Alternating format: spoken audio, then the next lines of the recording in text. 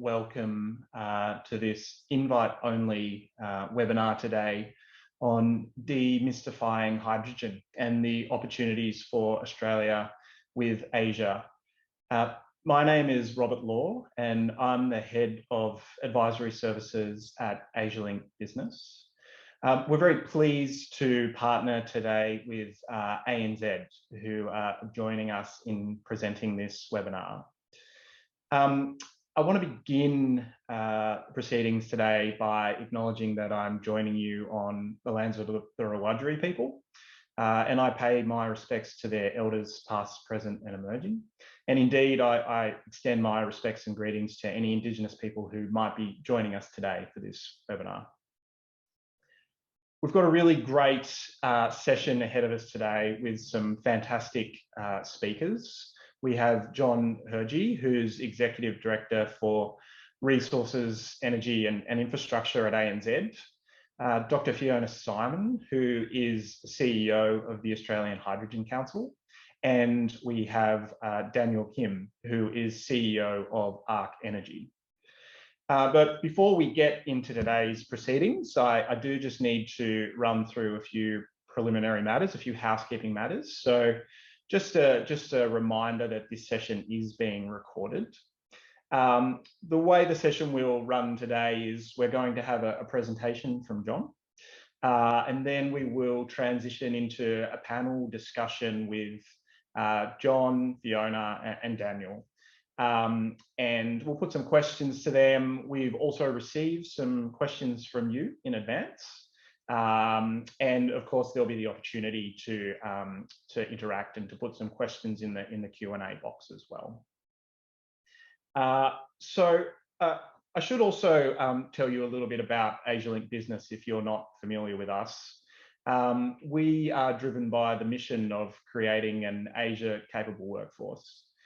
And we do this in a range of ways. In addition to the events and webinars that you may be familiar with, we also offer advisory and market entry strategy services to businesses to help them take up opportunities in Asia. And indeed, for businesses that might be seeking to enter the region or are already in the region, we also offer skills and capability development and training and cultural etiquette programs and the like. So today, our hydrogen session is a big part of our focus on the themes around climate, energy and sustainability. And I'm very pleased that we're going to try and demystify hydrogen to some extent. You would have seen a huge amount about it in the media in recent weeks and months. So I'm going to pass presently to John, who will share with us some of his views on the opportunity around hydrogen and also cover some of the foundations, hopefully, as well. We're really fortunate to have John speak to us today. He's an experienced company analyst, banker and senior advisor. He's worked across both public and private sector. And in addition to his role at ANZ, he's also a board member at ARENA, the Australian Renewable Energy Agency.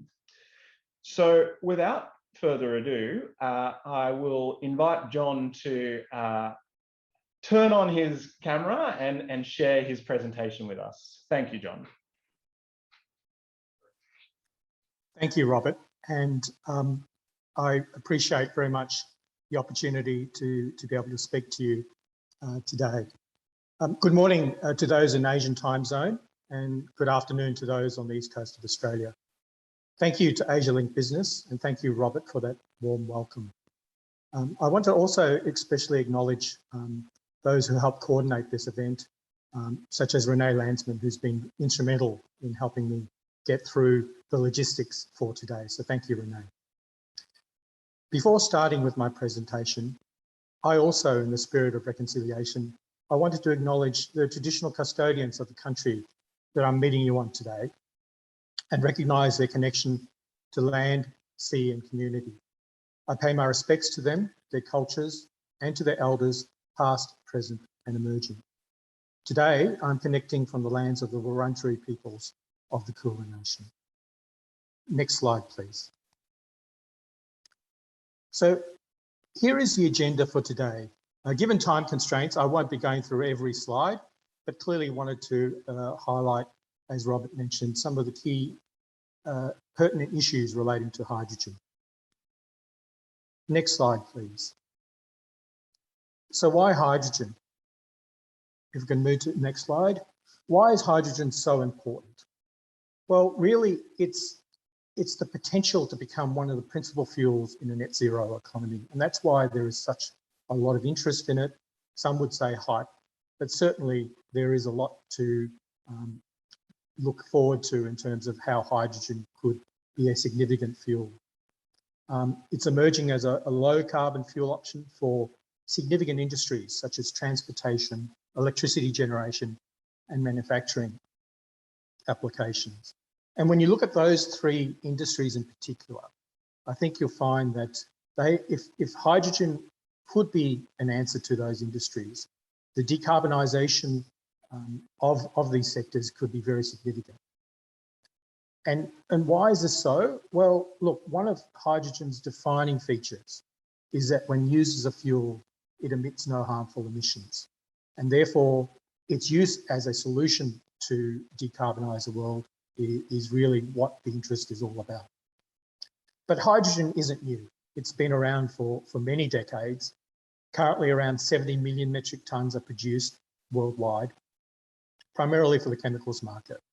So there is a real sense that the next stage of the hydrogen journey, if you like, is such that it could be really used as a fuel. There is a significant amount of pipelines, and you'll see later on in my presentation, the literal growth in projects that a lot of companies are looking at. And this has seen a very significant interest in the fuel. And as Robert mentioned, the media are awash with all things hydrogen at the moment, which is good. So why is a bank like ANZ involved? Well, it's clear to us that existing customers of ANZ are pursuing the hydrogen or the production of hydrogen.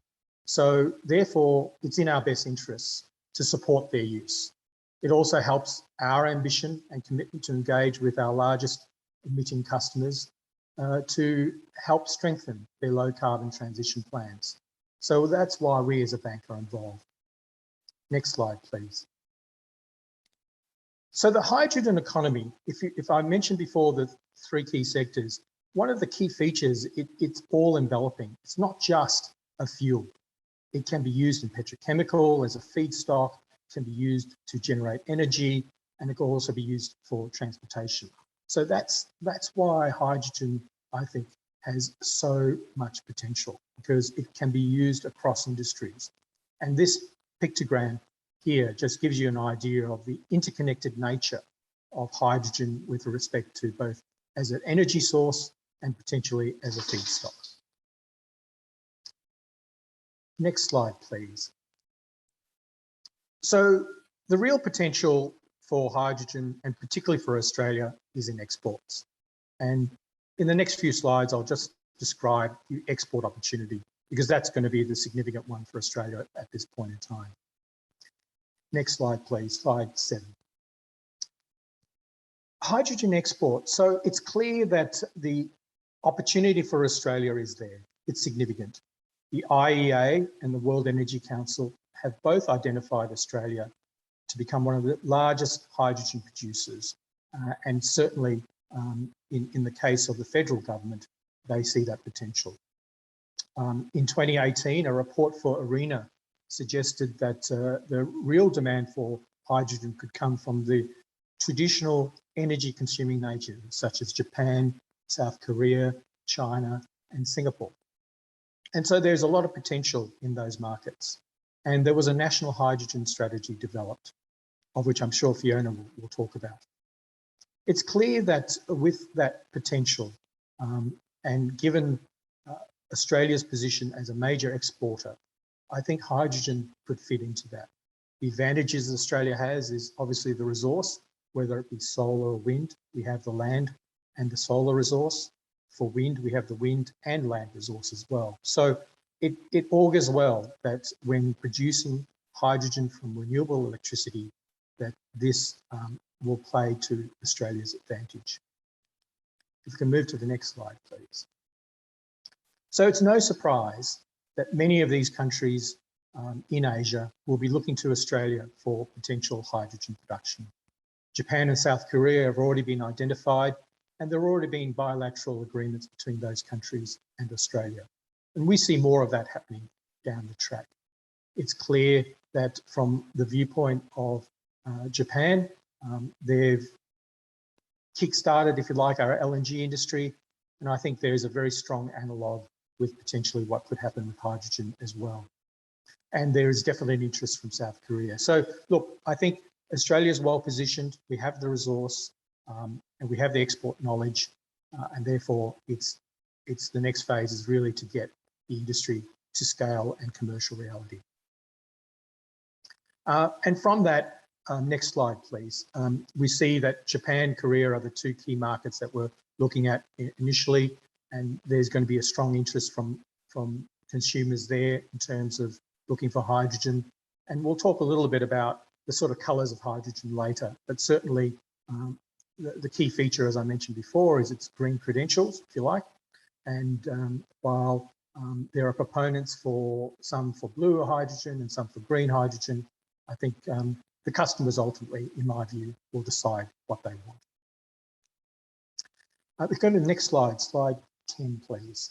So I just wanted to show you, this slide was done in 2020, just to illustrate in Australia the number of projects around. But if we move to the next slide, this is what it looks like in just over a year. So there's been a significant growth in the number of projects and demonstration plants in Australia looking at hydrogen. And this is just Australia. So you can imagine what's happening around the world globally. But certainly a lot of industrial interest in it and significant amount of interest. Both state and federal governments have been very supportive of the hydrogen industry.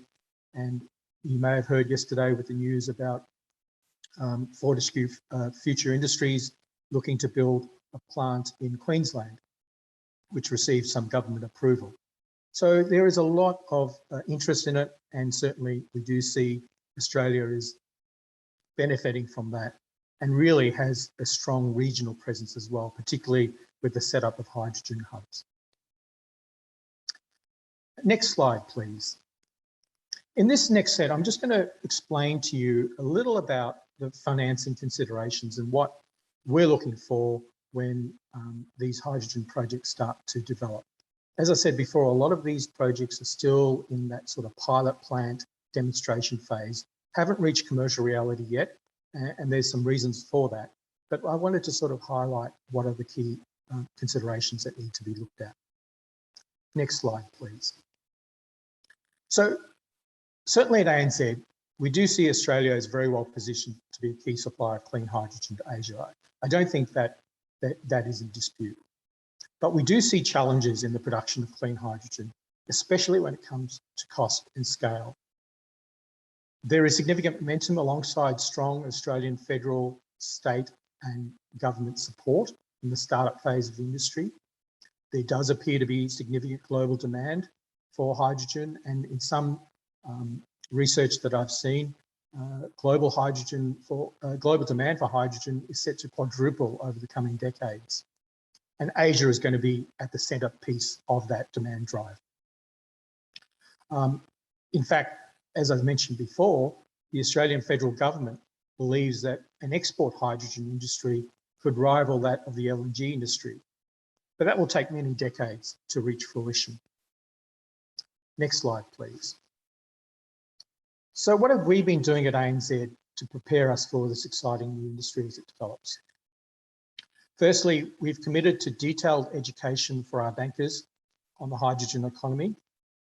In doing so, ANZ bankers are very well equipped with solid knowledge of the industry. We've completed a considerable amount of internal research into the hydrogen value chain, and this culminated into the publication of the ANZ Hydrogen Handbook. This slide shows you the front cover of our recently published handbook. But before you ask, If you can read the fine print on the front cover, this handbook has been created for internal use only. But I'm pleased to say we're working on a handbook that will be published in the first quarter of 2022 for an external audience. Another initiative ANZ took on was to join the Australian Hydrogen Council. We are only one of 2 Australian banks on the council and acknowledge the Chief Executive, Dr. Fiona Simon of the Hydrogen Council, and our fellow council member, Arc Energy, represented by Daniel King. We did this so we can better understand the development of the hydrogen economy in real time and provide our input on how financing this emerging and exciting industry can take place. This provides an excellent segue to my next slide. So when we think about banking hydrogen, it certainly is something that we're looking very closely at. There's every reason to believe that the hydrogen industry is going to be a very significant industry, and therefore financiers are going to be very instrumental in that commercial scale aspect of hydrogen. The key issues at the moment are really the cost of renewable hydrogen to become comparable to gas. This really would enable project sponsors to earn a suitable return. Significant cost reductions are required in renewable electricity and electrolyzers, which are currently handmade, so they're quite expensive. But as electrolyzer technology improves, industrial mechanization improves as well, we expect those costs to come down. Because what we've seen already in the solar and wind industry, for example, solar panels and wind turbines have come down dramatically in cost over that time as industrialization of those elements have really accelerated. The current issue with electrolyzers, they only have a service life of about 7 to 8 years. So financiers would need to see the commercial life of the unit to be much longer with appropriate OEM warranties. Long-term offtakes also needed to secure project financing with credible counterparties. So again, that analogue with the LNG industry is very, very apt. And finally, I think that the certification of hydrogen is going to be very, very important. Customers will want assurance the energy source they've selected is indeed what they want, i.e. low emissions. So from that perspective, that certification is going to be very important. And I know the Hydrogen Council in Australia is working very hard on developing a set of parameters for that. Move to the next slide, please. So at the moment, financing systems really aren't in place to support high risk, low return investments. But that is changing. A project which is acceptable to developers may not be an acceptable risk to bankers. Bankers don't benefit from equity upside, so generally won't take equity risk. And bankability is much more deal specific, sector specific, and indeed country specific as well. So it's going to be very clear that hydrogen financing will have very strong similarities to that of LNG. And certainly we at ANZ have deep expertise in both renewable and LNG financing. But like LNG, I think hydrogen projects are going to be potentially vertically integrated. You'll have a renewable energy generation plant, you'll have electricity transport and grid connection, you have the electrolyzer technology, transportation, whether it be via pipeline or another form such as ammonia or liquid. You've storage, which I think is going to be a critical piece of the puzzle. Storage is really going to be a key enabler to get hydrogen to market. And then, of course, shipping to the end user. So from that perspective, I think that certainly from what we see, the elements of the hydrogen value chain are going to be very specific. And so from that perspective, I think that there's a lot that still needs to be further developed and codified, and certificates of authenticity and assurance so that buyers can get what they want. Robert, that's basically it in terms of my session. So I'm more than happy to hand back to you to facilitate the discussion. John, I'd actually love to ask you just to go one step further and just give us the hydrogen 101 in terms of green, blue, and grey, just to make sure all the audience is working off the same basis. Okay, very good. All right, so the colours of hydrogen. Well, let's start, and that's a key feature that everyone asks about, and I guess it's important to recognise.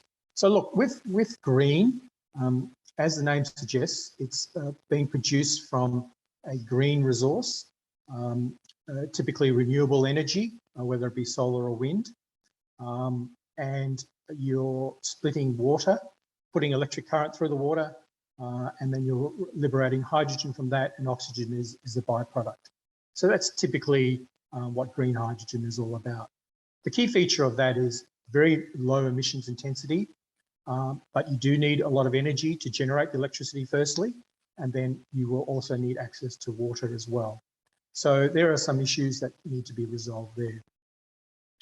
Blue hydrogen incorporates production from gas, and then all the emissions from that are captured under carbon capture and storage, or carbon capture use and storage. So blue hydrogen is incorporating CCS. And this is, again, a low emissions hydrogen. The advantage of this is blue hydrogen at the moment, we expect to be cheaper than green hydrogen at the current stage. But as I mentioned before in my discussion, one of the key features that we're looking to is that the cost of renewable electricity and electrolyzer costs come down in green, so that green can start to become much more cost effective in terms of production. At the moment, blue would have an advantage. Brown hydrogen is produced from coal gasification. It's quite an intensive, emissions intensive process, but it's produced generally from coal. And in addition, there are other colours such as turquoise, which I won't go through, but certainly that's a mixture between blue and green, so hence the turquoise colour coming through. But the end game is green. At the moment, it's not at a cost that is attractive yet, but we do believe the cost will come down over time. Maybe blue fills that gap in the interim, and then we switch to green. But certainly, I think that the end game is all about green hydrogen. Fantastic. Thank you so much for that, John. As you said at the outset of your remarks, there has been a lot of hype around hydrogen. And so I think it's really great to have some of that education, for all of us, particularly for those of us who maybe did arts degrees, on what exactly people talk about, or what they mean when they talk about the different types of hydrogen. So thank you very much for that. Thank you. I'd now like to bring Daniel Kim and Fiona Simon into the discussion. So welcome to both of you. Dr. Fiona Simon is CEO of the Australian Hydrogen Council, the peak body in Australia for the hydrogen industry. She has before her current role, she has over 20 years experience in energy policy and regulation. And she holds a PhD from the University of Melbourne. She's also very recently returned from COP26 in Glasgow, so hopefully doing okay with the jet lag. Daniel Kim joins us as well. He's CEO of Arc Energy. Arc Energy is a subsidiary of Korea Zinc. And Daniel's role is to decarbonise Korea Zinc, including their zinc refinery that they have in Townsville in Queensland. So Daniel has a distinguished and extensive career, both in the corporate world and in the government world. He was previously Queensland's Trade and Investment Commissioner to Korea. So welcome to both of you. I'm going to kick-start the discussion, but I would invite, as we continue, participants to add questions into the Q&A. But perhaps let me start with you, Fiona. You know, John talked there about the potential for the export market for hydrogen to be $55 billion by 2050. What needs to happen between now and then to get to that goal? Thank you, Robert. An awful lot. An awful lot needs to happen. There's significant infrastructure that needs to be developed, put in play. There's a lot of work on the regulatory requirements that investors need to feel confident about the future of hydrogen. Essentially, we're pre-commercial. We need markets to exist, and there are multiple end-use markets. So there are, John's already sort of gone into some of the different uses, and so there will be the different points at which hydrogen becomes competitive in those different markets. Essentially, though, really what we need between now and 2050, when we reach sort of significant scale, is the government policy that clearly, well, we need the policy sooner rather than anything, setting out some timeframes, some targets, some expected milestones, so that, again, we have what we need as an industry to start investing or to continue investing. Without there being that clarity and ideally an international, carbon trading scheme and carbon pricing, these are all the things we will need for hydrogen to start to close that economic gap, and to build that scale, and to be, it needs to be a meaningful competitor to fossil fuels. John, interested to also pick that question up with you. As you look ahead, both from the government perspective, also from the financing and business perspective, what are the foundations that need to be put in place? Well, if the end game, Robert, is the production of low emissions hydrogen, or let's call it green for now, I think that, as Fiona mentioned, we've got to close that economic gap to get that price down so that it is competitive with fossil fuels. And therefore, the reason to choose it is not just one of environmental concern, but also a commercial driver.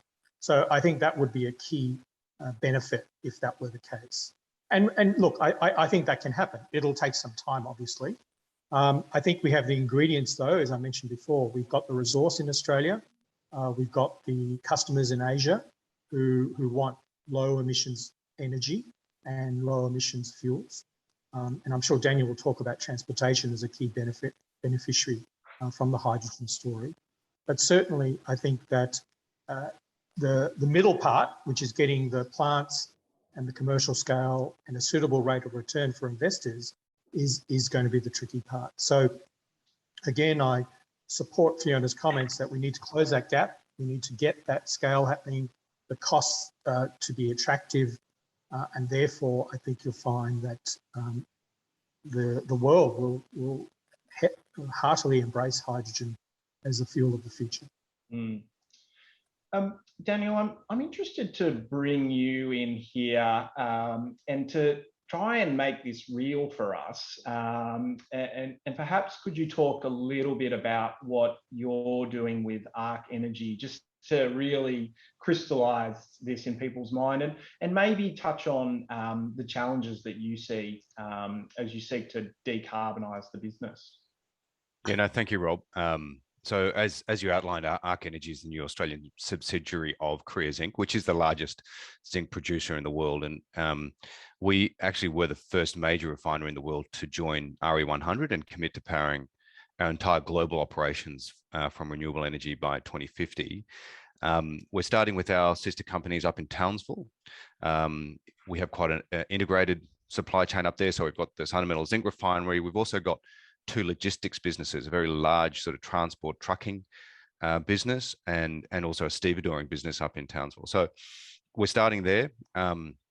I mean, the group's been on this journey for some time. We've invested in solar, and you can see behind me in the image, that's the 124 megawatts of solar co-located with the zinc refinery.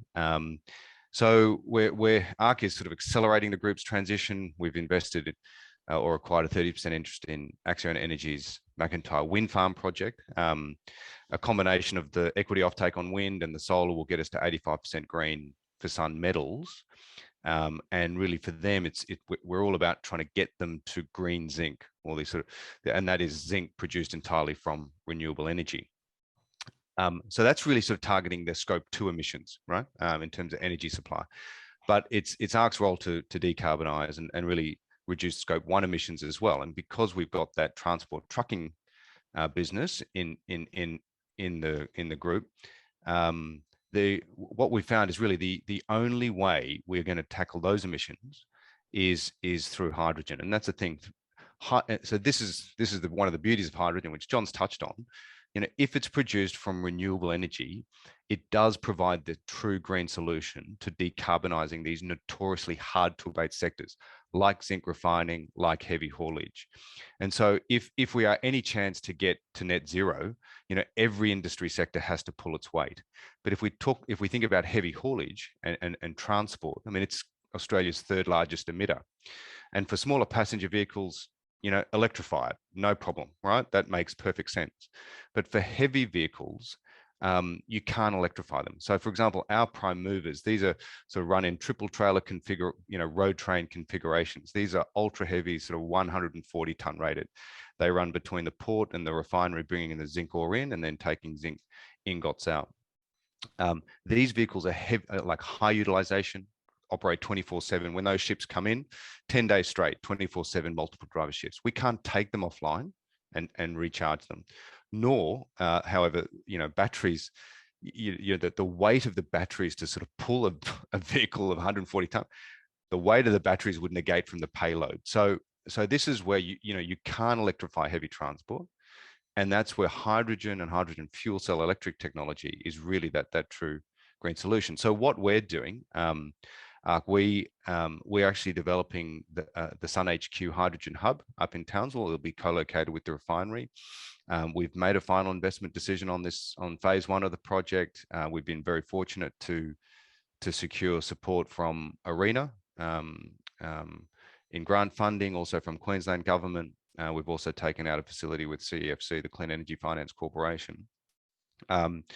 The immediate scope of Sun HQ, it'll be a 1 megawatt PEM electrolyzer. Will produce, store, compress, dispense on site. The initial use case will be 5 ultra heavy fuel cell trucks, which we'll own and lease to our sister company. They will displace 5 of their existing diesel prime movers and will avoid close to 1,300 tons of CO2 emissions each year. That's really the start of then really trying to build the domestic kind of hydrogen economy of North Queensland. And we're really targeting that sort of diesel fuel replacement, sort of heavy commercial mobility. So for us, ultimately, while we want to export, that's still years away, frankly. We can't wait. We want to crack on. We want to build the skills commercially, technically. And so really finding these sort of demand use cases in the domestic market and really stimulate the domestic hydrogen economy is actually our top priority.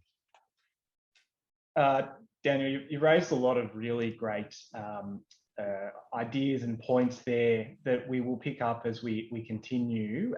We did have some questions submitted around transport, so we should get into that in a bit more detail, and we had some questions around skills as well.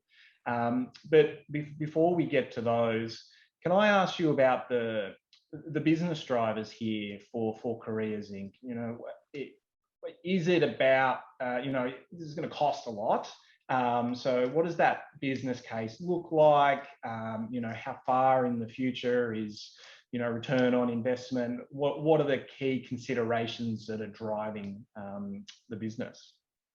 So it's a really good question, Rob. I mean, I think if we just talk about sort of green zinc and the sort of green non-ferrous metals play, I mean, as the largest zinc producer in the world, we do feel a corporate responsibility to show leadership here, right? So in tackling and limiting global warming, right? So it is absolutely fundamentally the right thing to do. But what we're increasingly seeing is actually that's the smart thing to do, right?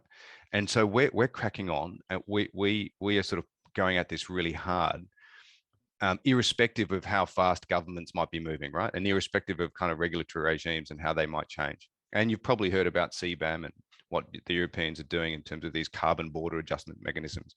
So clearly, the world is moving in this direction. For us, going to green zinc, actually, and again, zinc produced from renewable energy, it allows us to continue to be competitive, right? So as our customers continue to hardwire sustainability into their procurement policies, right? One, we just want to continue to be a preferred supplier. So kind of this journey actually aligns us more closely with our customers. What we're finding, though, emerging is a potential premium for green zinc, right? And we've already seen it with green aluminium, where customers in Europe and US are paying $5 per ton more for green aluminium. So there's a potential premium there. So we can grow top line, through ANZ and the banks in terms of capital markets. Of course, increasingly, access to capital is being sort of, again, directly linked to a path to sustainability. And, John and other banks are, increasingly coming up with products like sustainability linked loans and all these sorts of things. So one, we grow top line, we can save cost, make us more competitive, but really it's actually very meaningful for our people and also for our communities in which we operate. So it makes, it's actually good for business. To answer your question about hydrogen, it's really tough. I'll be honest. We are, as John said, we're in the sort of startup phase of the industry, and all cost curves on anything hydrogen at the moment are prohibitive. So prohibitive that the smartest thing would be to do is wait for those cost curves to come down before we move.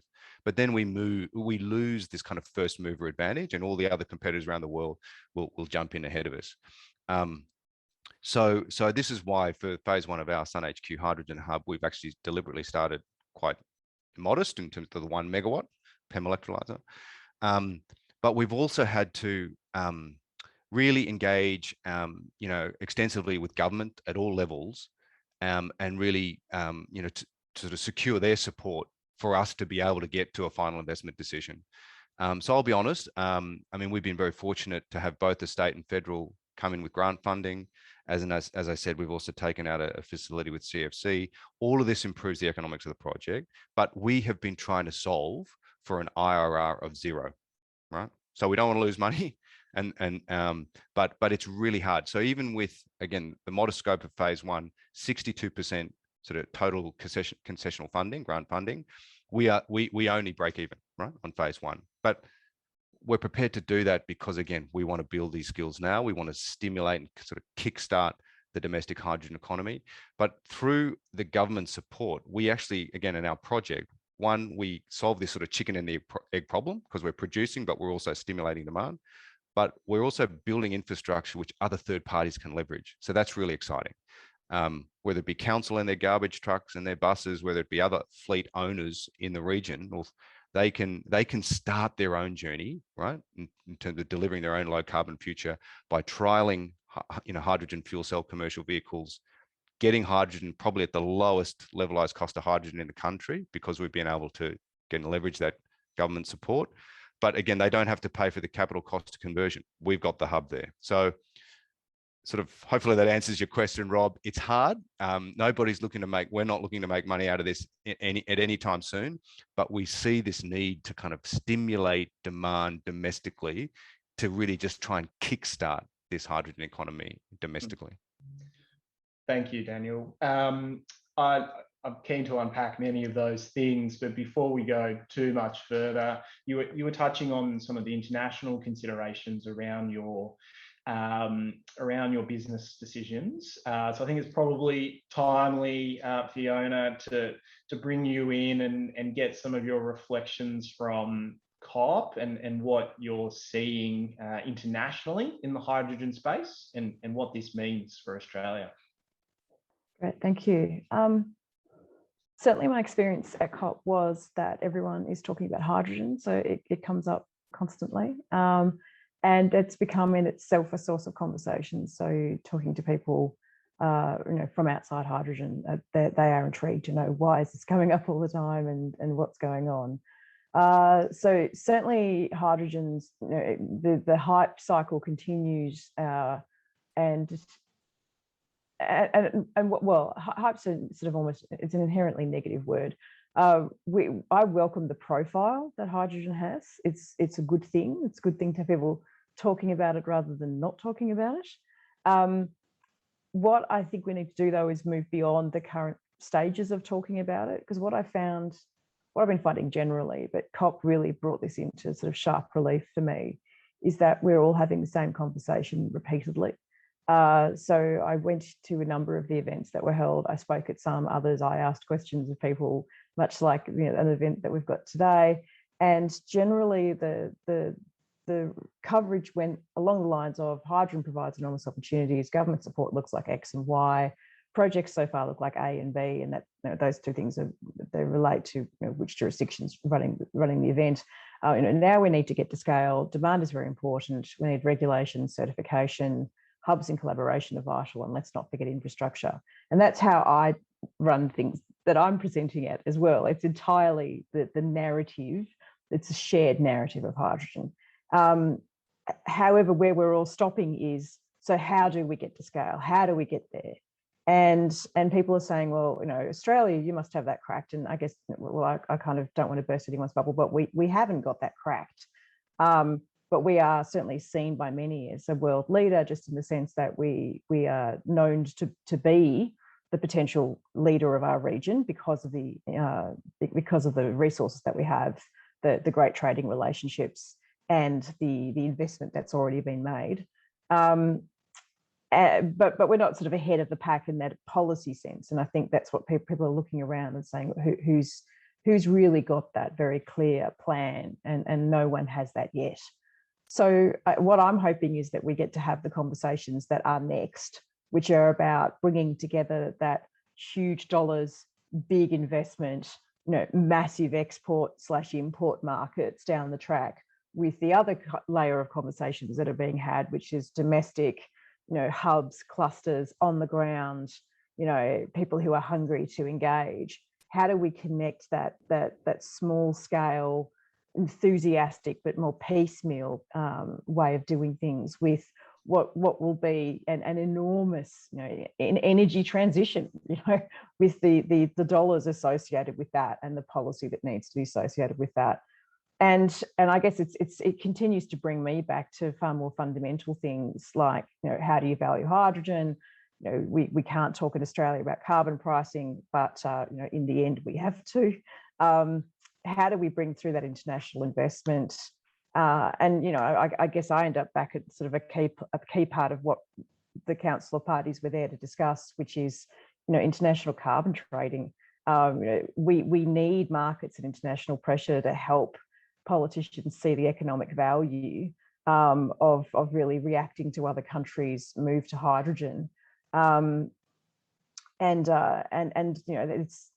that international pressure that I think we need to help our politicians manage what are really quite challenging domestic politics, heading into a federal election. So, I think anything we can do to help, say, the Japanese and the Korean markets to continue to invest in Australia and show how serious they are, that would be a good thing. Yeah, it's interesting. You touched on the kind of the chicken and egg, supply and demand challenge there. And we had a question submitted earlier from our good friend Richard Andrews at the Australia-Japan Business Council asking about this. Do you see something, and when it comes to Korea, Japan, and their investment in Australia, do you see something that would shift the dial if it was changed in terms of policy settings or investment settings or so forth? I don't pretend to be an expert in this area, but I will put out there a view that I think something like a contract for difference model that so the Japanese government would invest in something like that would set that market. So it's that nice sort of overlap between a market and subsidy. We can't just subsidise things with no sense of where it's all going to go, but subsidies are required to really act as the foundation for these markets. And so, yes, I think something like a contract for difference style approach for hydrogen exports from Australia, imports into Japan would be a fantastic thing.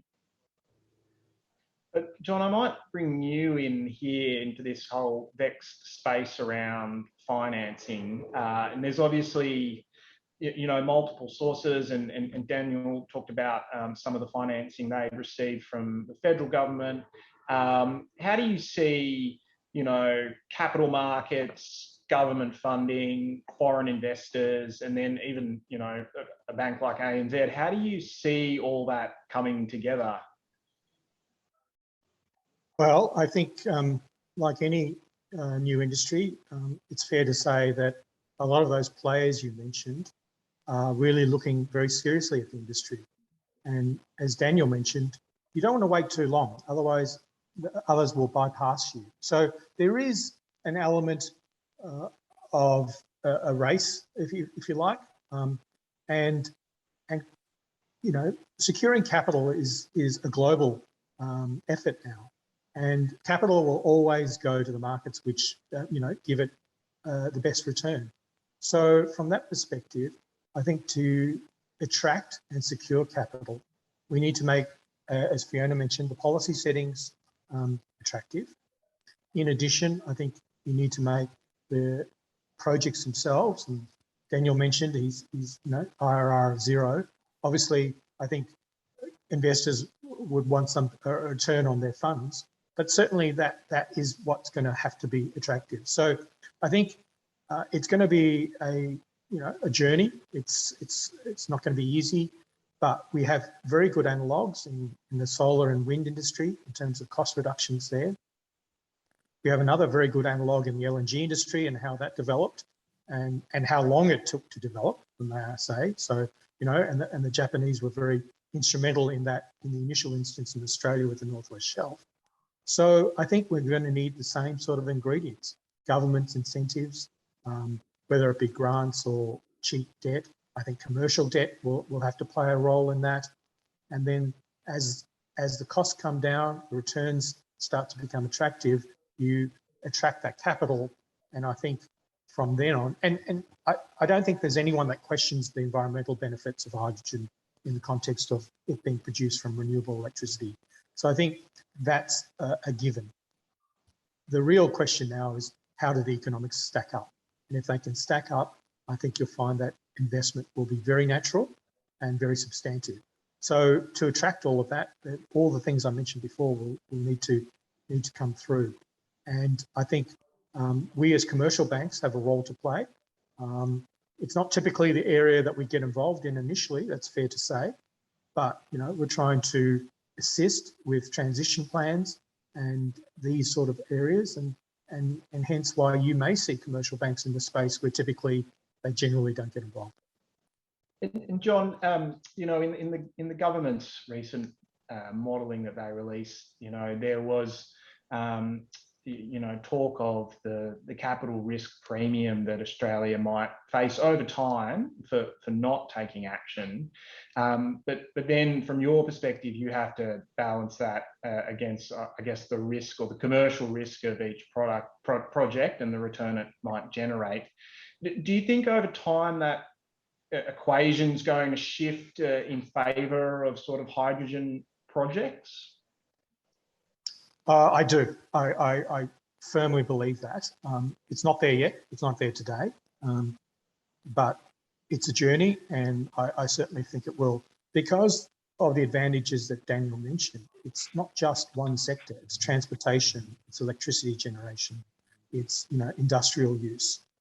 It has a significant component of uses in all sorts of industries, and therefore, if you can scale it up, the incentive to use hydrogen becomes a lot easier. So yes, I do believe that hydrogen has a potential. There are some issues that need to be resolved. I think, you know, water, the use of water will need to be resolved in terms of, particularly in areas of Australia where water can be an issue. But I think they're surmountable. And certainly with regards to solar and wind resource, I think we've got plenty of that, particularly in states like Queensland. Yeah, thanks for touching on water, John. And we did have a question in the Q&A, and we will come to that question around water. But I'm interested to pick up the starting small idea and talk about transport. And Daniel, you touched on heavy haulage. But I might start with you actually, Fiona, and just pick up this idea around transport and where does electric vehicles fit and where does hydrogen powered vehicles fit? I think that's yet to be determined.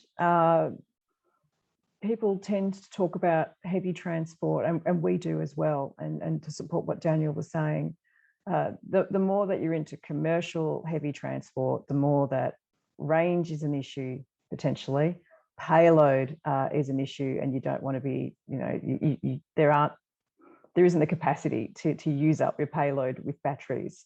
If we move down to the sort of the areas where there might be overlaps, I think what I'm hearing is that it is more about range. So, there may be decisions that are made where it's better to buy one hydrogen fuel cell bus that can go the extent of a bus route, where maybe you would have needed 2 battery electric buses, and so therefore the hydrogen fuel cell bus is the way to go. We're seeing this as being a matter of a case-by-case basis, and so it really does depend on what you're looking at.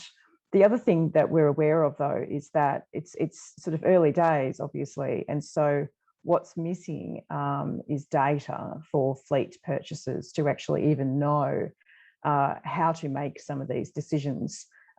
So it's great that we've got innovators and people at the forefront, doing what needs to be done in order for that data to then exist, like Daniel's company, because there's going to be fleet operators out there who at this stage, we don't know, we don't have the data under certain Australian conditions, for example, of what the total cost of ownership over the entire life of the vehicle you'd be looking at for, say, a fleet of delivery vans.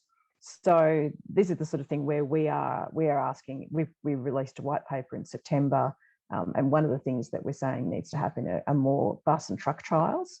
And it's not that we don't think we need to. Ideally, we just start doing. We just have the fleet out there, but that's not fair to commercial decision makers on the whole. So there is the need to do more to provide the data so that the logistics companies and the like can actually assess what's right for them. Thank you for that, Fiona.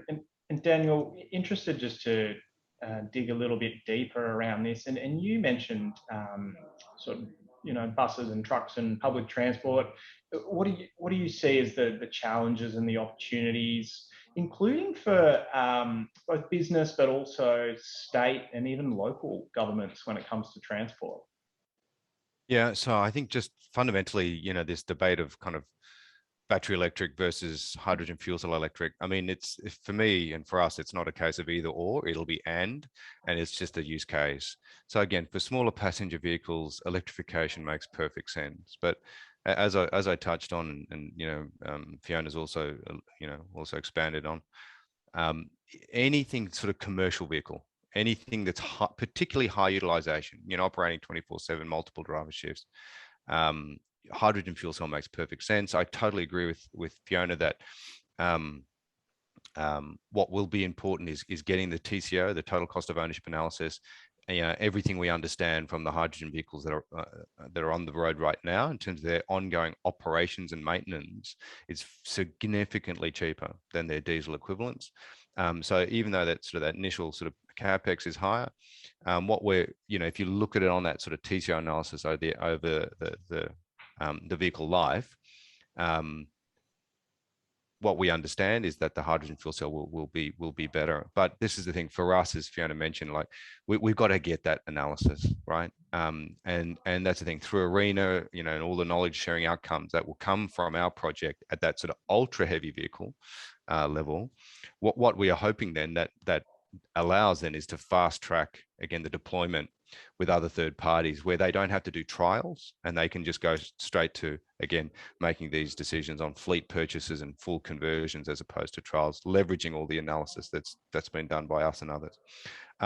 In terms of and again, why this is so prospective in the short term is because of the cost of diesel, right? So it's around that sort of $6, you know, like hydrogen, we think we can get there. There's a bit of a premium, but that's kind of, for us, it's kind of that diesel fuel replacement is really where we think is the most prospective in the short to medium, and it is the sort of commercial mobility.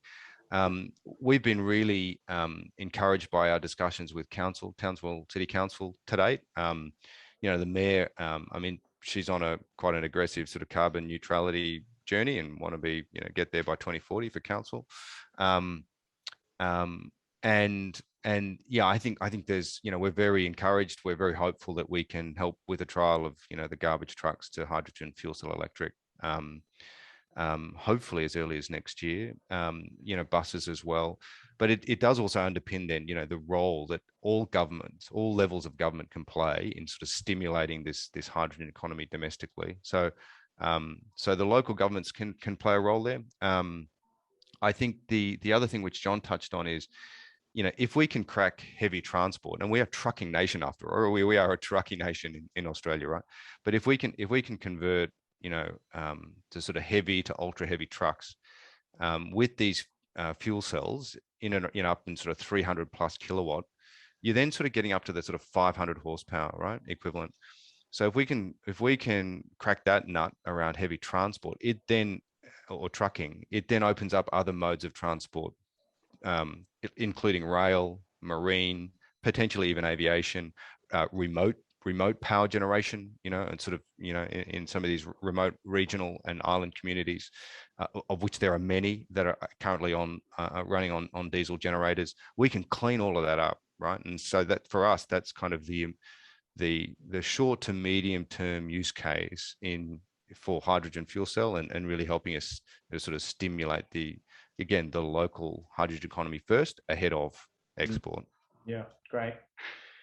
Daniel, I want to stay with you, and we've had a few questions come in about water. So keen to just sort of hear about what the environmental challenges are there, and then John or Fiona, if you want to jump in on that topic, please do as well. But over to you first, Daniel. Yeah, I mean, in Australia, we have a number of inherent advantages, particularly in terms of the A-grade solar, wind resource, and other renewable energy sources. We do have an abundance of land. We have a very close proximity to Asia. We've got, again, a lot of those supply lines in place, built up over 50, 60 years with, you know, these export customers where we've been happy to supply them resources, and we've been a trusted supplier of resources and fossil fuel. Of course, ARC, we want to redefine those bilateral relationships from resources to renewables. But the issue around water, I understand why it's a sensitive one. I mean, for us, we're currently, for our initial couple of phases, we're looking at using recycled water, actually, from the Cleveland Bay recycled treatment plant. When we get to export scale, yeah, it's the requirement will be quite significant. And in which case, you know, we'll have to look at potentially a range of solutions, not just recycled, but you know, other options. But I think the thing is, where we are in the Sun Metals Zinc refinery, a lot of the water that we use through electrolysis and the hydrogen production, we can reuse then in the refinery. So there's a nice kind of little sort of circular kind of closed loop in that precinct, which is something which we're really looking to leverage. Fiona, John, just wanted to give you the opportunity to come in on this topic. On water, I think we're still trying to understand what the evidence base is, like, so because you need water for a range of different purposes, and at this stage what we've got is data we've got numbers from the National Hydrogen Strategy, which is talking about 9 litres of water, for example, to make 1 kilogram of green hydrogen through the electrolysis process. But there's more to it than that. So I think it's vital that we actually have the facts to draw upon and then be able to communicate that meaningfully to the community. Certainly, as you know, as is set out in the National Hydrogen Strategy and other sort of statements since then, the amount of water that's likely to be used for the production of renewable hydrogen will be significant, but still less than is used for current mining purposes, for example. So in a transition, when you're moving from one to the other, there shouldn't be a net increase in the use of water. But then it just comes down to, you know, how far do we achieve our ambitions? How do we think about desalination versus other forms of water, and how do the costs stack up?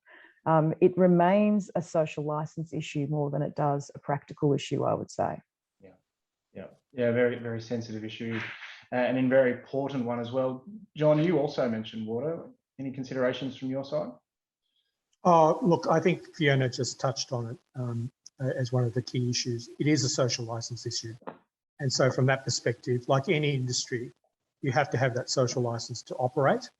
And therefore, from that perspective, whether it be water or land use or whatever, I think you will need the support of communities in terms of these projects. So I think that's very important.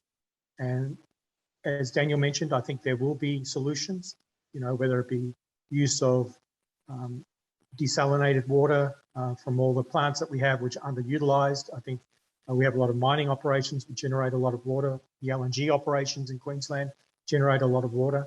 So I do think that there are solutions that can be managed quite well so that that social licence comes through. And John, I want to stay with you and pick up a question that's come in from the chat from Lee at Toll Group. It's about green, blue, brown hydrogen, and whether, you know, we risk getting into a picking winners scenario. As we said, the market's pre-commercial. Do we risk sort of hampering the development of the market? Look, yes, there is a lot of debate about that. But as I mentioned, I think customers ultimately will be the ones who make the choice. And I think if hydrogen is the key fuel for a decarbonised or net zero world, then it has to be the lowest emissions process. And so whether it's green or blue, I think the customers will choose. And that's what's ultimately going to be. And that comes into not only just in terms of the emissions profile of the production, also comes into costs and the certification, all of those things I mentioned. They're all going to be key attributes that customers are going to want to sort of see. So I think in that sense, but at the end of the day, I think renewable hydrogen is the one that's going to be the end game. And whether we get there via different means remains to be seen. But I think that ultimately we want a fuel that has very little or zero carbon emissions. And I think the electrolysis of water using renewable energy is probably the end game that everyone wants to try and secure. Thank you, John. And just a reminder, if you do have any questions, feel free to put them in the Q&A box. There are a couple more that we're going to pick up with our panelists, starting with the question of skills. So Fiona, coming to you on this one, what does Australia need to do to develop the skilled workforce that we need for this future opportunity, and what's the role of both government and business? We're still trying to work that out. Well, as with many things, we're still trying to work that out. Because there are so many open pathways at this stage for what hydrogen can do, for where it could grow domestically, and for how we might use it overseas. there's still a fundamental piece of work to be done, which is the sort of workforce planning piece. It's just even understanding what kind of jobs, where, and how do we understand how existing skills can be translated across, whether it's sort of micro credentials, existing, an existing course on top of someone's existing training, or whether we're talking about entirely new university courses and TAFE courses. So that's been the subject of a lot of attention and a lot of interest. So the fact that we don't have an answer doesn't reflect there being a lack of interest or no progress in this space. There's a huge amount of interest, but it's being progressed. The main piece of work is actually one that is being run by the South Australian government on behalf of all the governments with the National Hydrogen Strategy. And they're working with the consultant right now, and we, the AHC, are working closely with them to really get that first piece of work up about mapping out what this future hydrogen workforce would look like.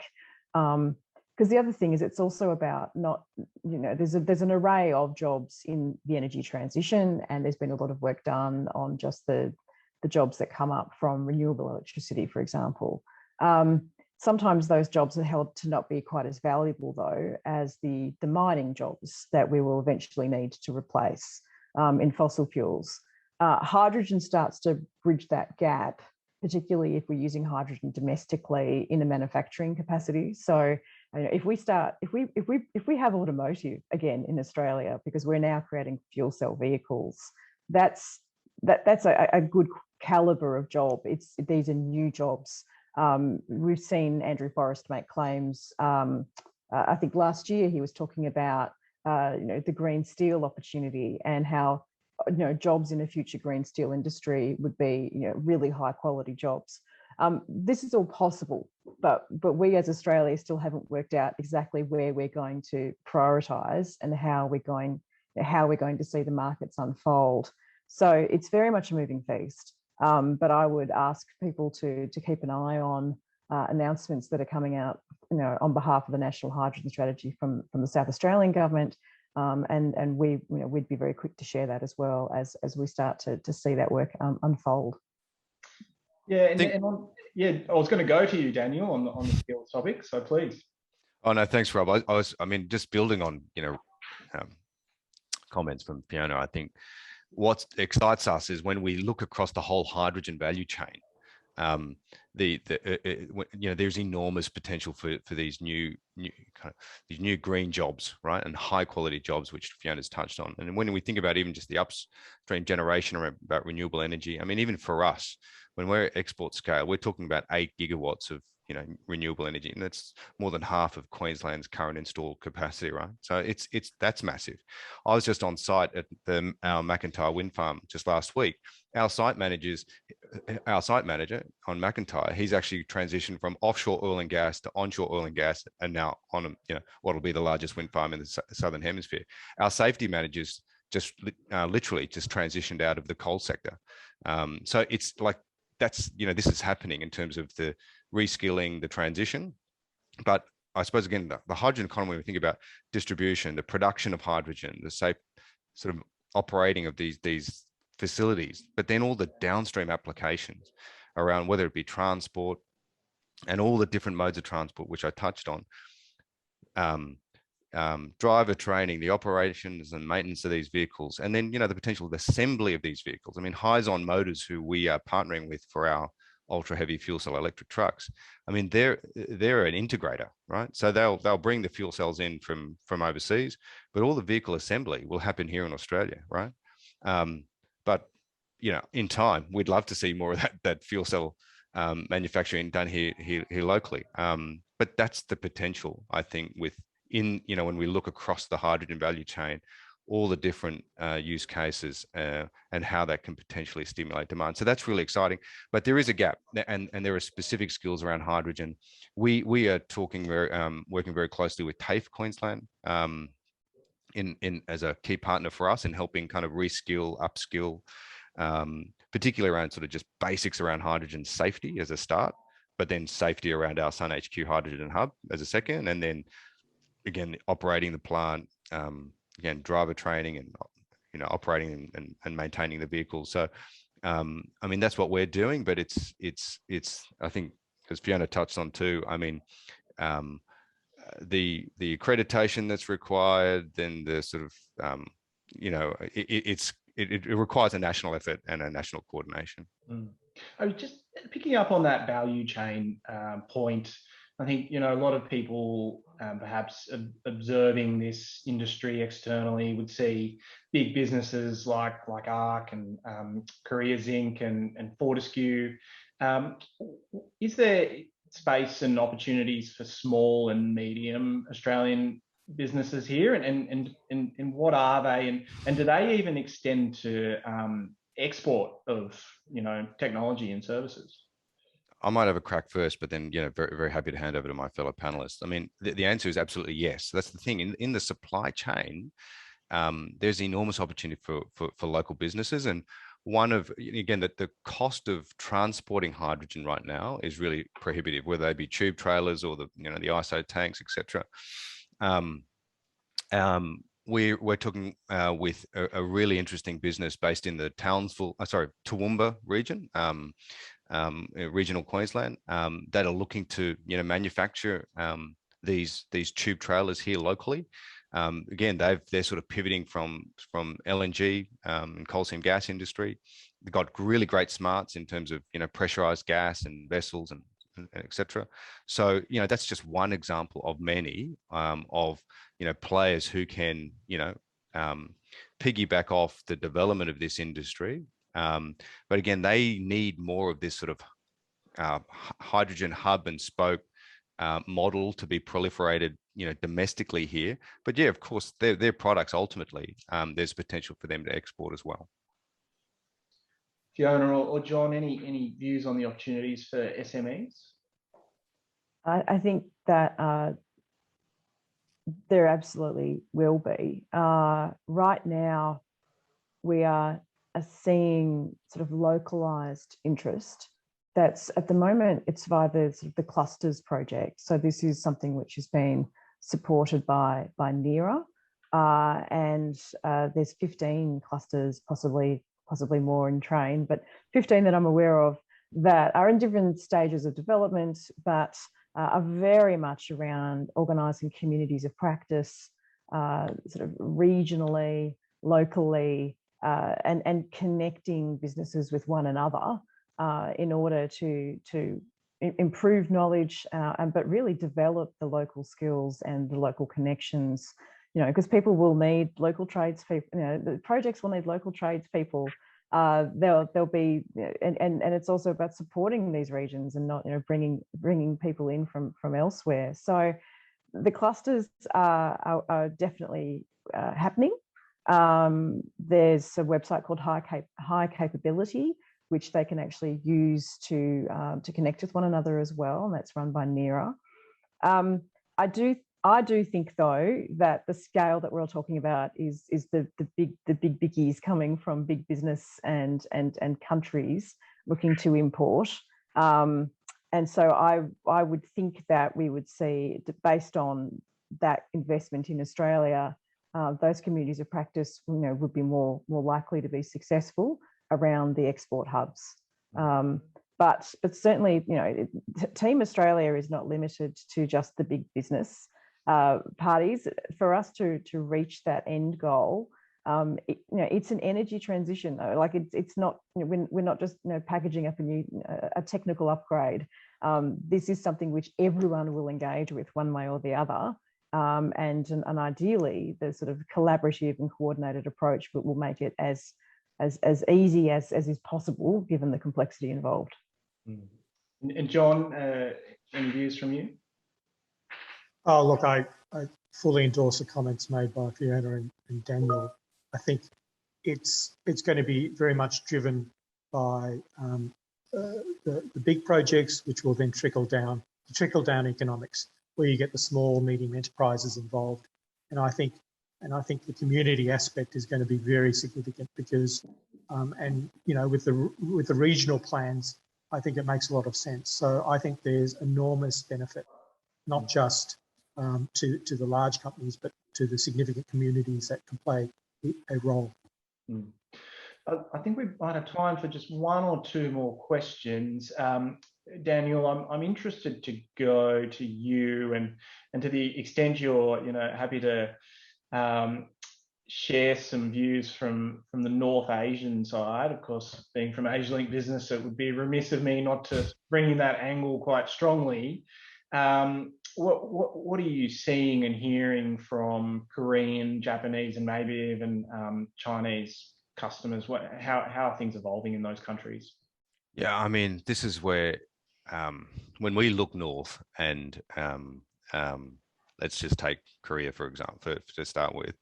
I mean, what they've announced as part of their Korean hydrogen economy roadmap, which was launched a few years ago. I mean, this is the Koreans love targets, right? And so they came out with some very ambitious targets in terms of their roadmap. They're talking something like the production of 6 million fuel cell electric vehicles, of which 3 million will be for the domestic market. They're talking about 1,200 refueling stations across the country. So this is by 2040. Power generation making up close to 8 gigawatts of installed capacity. So I mean, this stuff is quite, it's inspirational. It's also quite compelling. The demand is certainly there. And Korea is talking about not just a hydrogen industry or a hydrogen economy. They're talking about a hydrogen society, right? And when you look at Hyundai Motor and the group, when they announced their hydrogen 2040 vision, they talk about hydrogen being pervasive, across society. So they talk about in terms of everyone, everything, everywhere, in terms of hydrogen. I mean, it's kind of it's crazy, but it is inspirational. I mean, the forecast demand for hydrogen out of Korea is, I mean, we understand it's a bit over 5 million tons by 2040. I think John had a higher number in there for 2050. It was about 17, I think John had in his presentation. Japan is almost double that of Korea. So the demand is enormous, right? I mean, for us, when we get to export scale in phase 4, we're only, which we're close to 4 gigawatts of electrolyzer capacity. We're talking about producing 500,000 tons, per annum, right? So, frankly, I mean, this is why I think you're seeing a lot of collaboration, even amongst, big proponents here in Australia at the moment, because just the demand in particularly just Northeast Asia is, I think it'll account for 70% of total global demand by 2040, right? So we're all sort of focused on that. They're really driving it. And again, why is this the case? Well, this is the thing. I mean, Korea, forever has always imported, 97% of its resources and energy. Here in Australia, if we're the lucky country, Korea is the most unlucky country, right, in terms of its natural endowment of resources. So, but this is, again, to play to our strengths, that there's a long history of us being a trusted supplier of resources and fossil fuels, but that's why there's so much potential for us now to really transition and now export, green hydrogen, green ammonia, renewable, energy to these very traditional and long-standing, trusted, trading partners in Northeast Asia. So there's no doubt they will continue to drive, Rob. Yep. A lot of our exports, and again, it's that they will continue to see a lot of these, the industry here in Australia. We've heard a lot of challenges today, so I think it is great to finish on that note of optimism and opportunity. So thank you for that, Daniel. John, I just want to pass to you for any closing remarks from your side. Thanks, Robert. And look, firstly, I'd like to thank Asialink Business for facilitating this session today. I really enjoyed listening to my co-panelists, Dr. Simon and Daniel Kim. They're both very strong proponents of their respective organisations, and it's part of the reason why we're happy to be involved.